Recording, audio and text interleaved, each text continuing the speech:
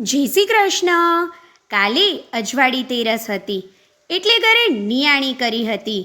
કચ્છી પટેલમાં અલગ અલગ નોખ હોય છે અને એ લોકો એમના સુરધનને જે તિથિ ફિક્સ હોય એ તિથિના પ્રસાદી ધરાવે છે અને ઘરે નિયાણી જમાડે છે. પ્રસાદીમાં ખીર, સુખડી કે નારિયેળની પ્રસાદી હોય. અમારા કચ્છી પટેલમાં નિયાણીનું બહુ જ મહત્ત્વ છે. સારા ખરાબ બંને પ્રસંગમાં અમે પહેલાં નિયાણીને યાદ કરીએ છીએ, એટલે કે પહેલાં નિયાણીને જમાડીએ છીએ.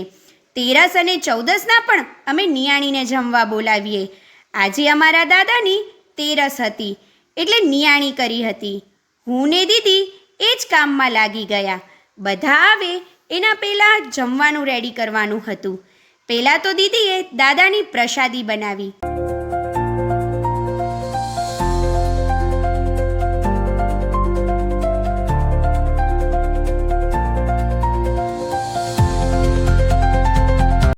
ખીર બની ગઈ એટલે કર્યો બીજી બાજુ મેં શાકનો વઘાર.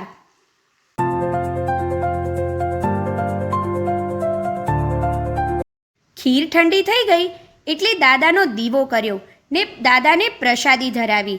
દાદાને પગે લાગીને ભૂલચૂકની માફી માંગી. એટલાકમાં જ બધી નિયાણી ઘરે આવી ગઈ. બધાને મળીને થોડીક વાર બેઠા. પછી બધાને જમવા બેસાડ્યા. નિયાણીએ જમી લીધું એટલે એમને દક્ષિણા આપીને પગે લાગ્યા. મળીએ હવે નેક્સ્ટ વ્લોગમાં. બાય.